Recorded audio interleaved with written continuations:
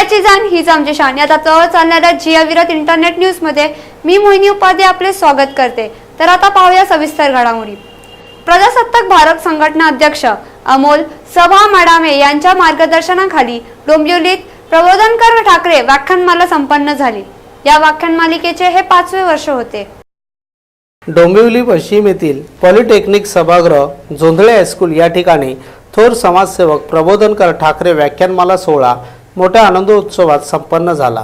सदरचा कार्यक्रम 27, 28 व 29 सप्टेंबर रोजी घेण्यात आला। यंदाचे हे त्यांचे 5वे वर्ष असून यंदाच्या वर्षी अनेक मान्यवरांना प्रबोधनकार ठाकरे अंधश्रद्धा निर्मूलन पुरस्कार, घटनाकार प्रबोधनकार विचार पुरस्कार व डॉक्टर नरेंद्र दाभोळकर विज्ञानिष्ठ पुरस्कार देऊन गौरवण्यात आले। या व्याख्यानमालेचे प्रणेते व अध्यक्ष सभा अमोल मडामे यांच्या मार्गदर्शनाखाली हा कार्यक्रम उत्कृष्ट असा पार पडला।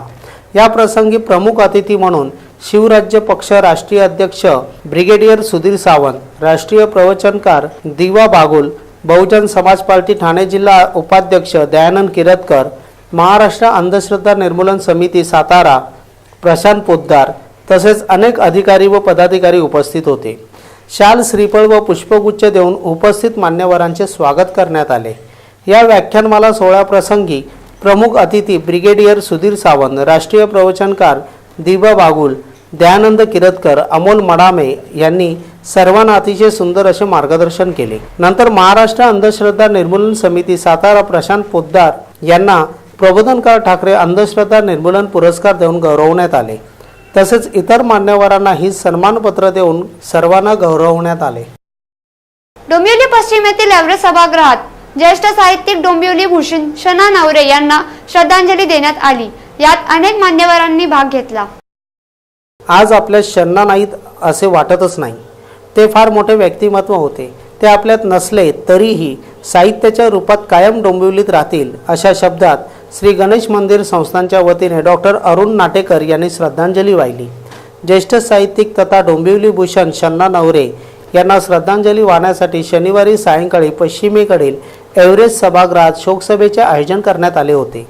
या शोकसभेत डोंबिवलीकरच नव्हे तर शहराबाहेरील विविध संस्थांचे पदाधिकारी आणि मान्यवर मंडळी उपस्थित होते। सुरुवातीला ज्येष्ठ पत्रकार सुधीर जोगळेकर यांनी शन्नांबाबत थोडक्यात माहिती दिली। त्यानंतर दत्ता कुलकर्णी म्हणाले, एरवी शहाणी सकाळ असलेली बुधवारच्या सकाळने दुःख दिले। बदलापूरमधील सावली प्रकल्पाच्या कुंटे म्हणाल्या, शन्ना हे डोंबिवलीच्या प्रेमापोटी याच शहरात राहिले। त्यांनी समाजाला भरभरून दिले। शरद मराठे म्हणाले, माझे भाग्य आहे की मी त्यांच्या अनेक पुस्तकांचे प्रकाशन केले। ते अष्टपैलू व्यक्तिमत्व होते। एकदा शन्ना म्हणाले, मला भरपूर पुरस्कार मिळाले, मी आता समाधानी आहे। नवीन पिढीला आता पुरस्कार मिळाले पाहिजेत। चतुरंग प्रतिष्ठानच्या वतीने किरण जोगळेकर म्हणाले, आम्ही एकदा एका कार्यक्रमाची सुरुवात गुढी उभारून केल्याने शन्नाने याबद्दल आमचे कौतुक केले होते। शहराच्या विद्रुपीकरणावर एकदा शन्ना बोलल्याचे आमदार रवींद्र चव्हाण यांनी यावेळी सांगितले। त्यांनी याच सोबत शन्नांच्या अनेक गोष्टींना उजाळा दिला।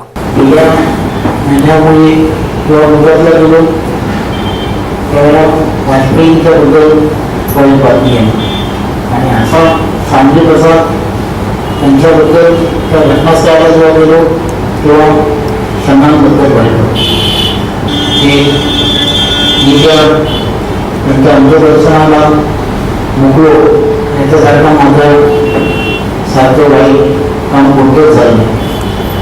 परंतु या सर्व गोष्टींमध्ये ते मी डोंबिवलीला एक सांस्कृतिक परिवार म्हणून जे मासिक चालवतो त्या मासिकाबद्दल त्यांचा असलेला आदर ते त्यांच्याबद्दल तेवढं सांगावं तर त्यांनी मला जेव्हा पूर्वी जेव्हा मासिक मी चालू केलं होतं तेव्हा त्यांनी मला सांगितलं होतं की तू भारतीय जनता पार्टीचं काम करतोयस, यामध्ये कुठेही पक्ष येणार नाही ना रे। तर मी जेव्हा त्यांना ठामपणे सांगितलं होतं की येणार नाही, तर त्यांनी मला असं सांगितलं होतं की ज्या दिवशी तू त्यामध्ये पक्ष येणार नाही याची मला जेव्हा खात्री होईल तेव्हा मी त्यामध्ये गेले। परंतु त्यांचा एक महत्त्वाचा जो विषय होता तो त्यामध्ये असा होता की त्यांना रस्त्याच्या चोखांबद्दल फार सांगायची सवय होती। त्यांनी मला ठामपणे सांगितलं होतं आणि उपाहारगृहामध्ये जिथे म्हटलं जातं तिथे मी नाश्ता सुद्धा करत आणि तुझ्या चक्क त्या डोंबिवलीच्या मासिकामध्ये रवींद्र जे लिहिलं ते अत्यंत चुकीचं आहे आणि ते सातत्याने मला सांगत होते. आणि त्यावेळेला काम करणारी मंडळी पण माझ्याबरोबर येते. मी त्यांना नेहमीच वेगळ्या पद्धतीने सांगण्याचा प्रयत्न करायचो. अशोकरावांबद्दल जे घडलं ते माझ्यामध्ये होऊ नये म्हणून मी तो लिहा तसाच ठेवला. आणि मग ते सातत्याने मला सांगायचे की नाही हे चुकीचं आहे चुकीचं आहे. मी त्याला पटवून जाण्याचा प्रयत्न करायचो. परंतु एकदा असं ठरलं की नाही मासिक अत्यंत चांगलं आहे, मला लिहिलं पाहिजे. आणि त्यांनी मासिकामध्ये लिहायला सुरुवात केली. त्यांनी लिहिलेले त्यावेळेचं मासिकामधलं की त्या मासिकाला कुठेतरी उंची देण्यामध्ये फार मोठा त्यामुळे हातभार लागला असं मला म्हणावं वाटतं. वेगवेगळे प्रसंग जर सांगायला गेलो तर दुसरं सांगायचं गेलं तर मला नेहमी ते कान पकडून एक गोष्ट सांगायचे, रवी शहराचं विद्रुपीकरण जे होतं त्याला कुठेतरी तू जबाबदार आहेस, बॅनर्स कमी आहे. मी त्यांना नेहमीच म्हणायचो की बॅनर्स लावले नाही तर मी केलेलं काम लोकांपर्यंत पसंत आहे. ते म्हणायचे कार्यकर्ते तयार करा. मला माझे प्रयत्न चालू आहे. ज्या दिवशी कार्यकर्ते तयार होतील त्या दिवशी बॅनर्स लावायचे थोडेसे कमी करेल. हळूहळू फेसबुक आणि याच्या माध्यमातून मी थोडंसं का होईना परंतु बॅनर्स कमी लावायला सुरुवात केली. की या सर्व गोष्टी की ज्या गोष्टी चुकल्या आहेत तो चुकीचं करतोय असं जे सांगणारे क्षमता, मग मी आमदार आहे किंवा मी कोण आहे याच्यात कुठेही कमावून वाढता हे सांगत असत. या व्यतिरिक्त माझ्या राजकारणामध्ये सन्मान किती मोठे होते त्याचं एक उदाहरण सांगायचं झालं तर ते आज सांगितलंच पाहिजे. राजकारणी माणसं ही प्रत्येक वेळा त्या संधीचा फायदा घेत असत. मला माहीत नाही की मी त्या संधीचा फायदा घेतला किंवा नाही मला माहीत. 2009च्या निवडणुकीमध्ये ज्या वेळेला राज ठाकरे मनसेच्या बाबतीत एकदम अग्रेसर होते. रोज चॅनलवरती राज साहेबांच्या व्यतिरिक्त काहीच दिसत नव्हतं. आणि मी त्यामध्ये एक दिवस असं घडलं की काहीतरी मला नवीन करायला हवं. मी असं ठरवलं की एखादी लग्नाच्या पत्रिकेसारखं आपण एक मतपत्रिका तयार करू आणि ती मतपत्रिका आपण लोकांपर्यंत पोहोचू. सुरुवात कोणापासून करायची? मगच नेता माझ्या बाजूला होते. मला तुम्ही सांगितलं सुरुवात आपण शर्मांपासून करू. मी शर्मांना फोन केला. आम्ही त्यांच्याकडे गेलो. अजून असं सांगायचं म्हणजे 3 दिवस फक्त शर्मा आणि रवींद्र चव्हाण हेच फक्त 40 होते. त्याचा अर्थ असा होता की शर्मा यांनी ती उंची होती की चॅनल्सने फक्त ती लग्नपत्रिका मतपत्रिका असेच फक्त चॅनल्सवरती दाखवले. की याचा अर्थ की त्या कुठेतरी मी आमदार होण्यामध्ये किंवा कुठेतरी त्यांचाही कुठेतरी थोडासा काय होईना परंतु हात होता असं मला म्हणावंसं वाटतं.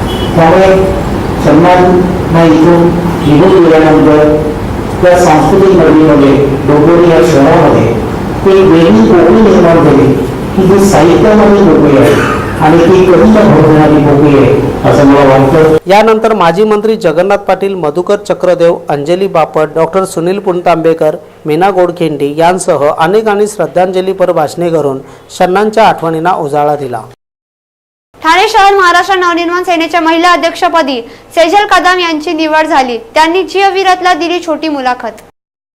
आमच्या पक्षाचे अध्यक्ष, महाराष्ट्र नवनिर्माण सेनेचे अध्यक्ष माननीय श्री राजसाहेबजी ठाकरे यांचे मी आभार मानते की त्यांनी शहर अध्यक्षपदासाठी माझी निवडणूक केली आणि सर्व पक्षीय पाठिंबा होता म्हणूनच मी या पदावर माझी नेमणूक झालेली आहे. प्लॅनिंग म्हणजे मी एक सोशल ह्याच्यामध्ये पहिल्यापासून काम करतच आलेली आहे आणि एक उद्योजिका म्हणून पण कार्यरत आहे पक्षामध्ये. त्याच्याने पक्षाचा त्या गोष्टीला चांगलाच फायदा होईल असं मला वाटतं. सर्वप्रथम पक्षाची चांगली बांधणी आणि आता येणाऱ्या विधानसभा आणि लोकसभेसाठी चांगल्या प्रकारे मतदान होण्यासाठी लोकांच्या वॉर्डमध्ये जाऊन लोकांशी संपर्क साधणार आहे आणि यादीवाईज काम करून त्यांचे जे प्रॉब्लेम्स आहेत ते समजून घेऊन त्यांना एक उद्योजकात ज्या गृहिणी आहेत बचत गटाच्या व्याप्यात त्यांना जाऊन एक उद्योग देण्याचा माझा प्रयत्न आहे. मनसेसाठी चांगली बांधणी करायची आहे पक्षाची आणि त्या निवडणुकीत तुम्हाला तो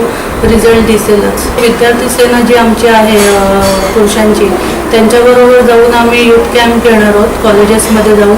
आणि आताचे जे महिलांवरती जे अत्याचार होत आहेत, ज्या घटना घडत आहेत त्याच्यावरती महिला सक्षमीकरण आणि यूथचं फेस टू फेस आम्ही त्यांच्याशी संवाद साधणार आहोत. पोलीस मित्र पण आहे वर्तकनगर पोलीस स्टेशनला, जो माझ्या वॉर्डमध्ये येतो तो एरिया. आणि त्याच्यासाठी आम्ही CCTV सगळ्या सोसायट्यांना बसवण्यासाठी प्राधान्य देतो आहे. त्याच्यासाठी कॅम्प्स घेतो आहे.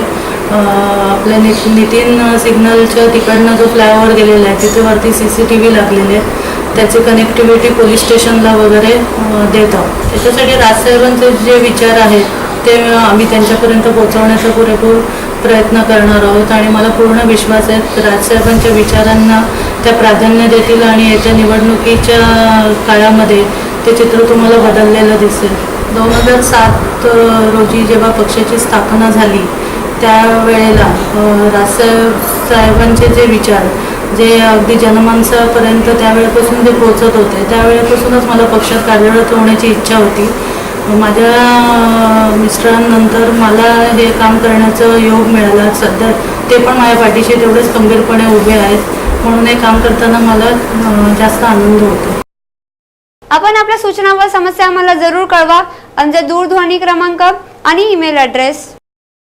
आमचे दूरध्वनी क्रमांक 9819886358 9820104851. आमचे ईमेल ID आहेत jiavirat@gmail.com, grandmastermusic71@gmail.com. आम्ही दररोज रात्री 9:30 घेऊन येणार आहोत नवीन घडामोडी. तर पाहायला विसरू नका www.jiavirat.com मधील जियाविरत न्यूज. धन्यवाद.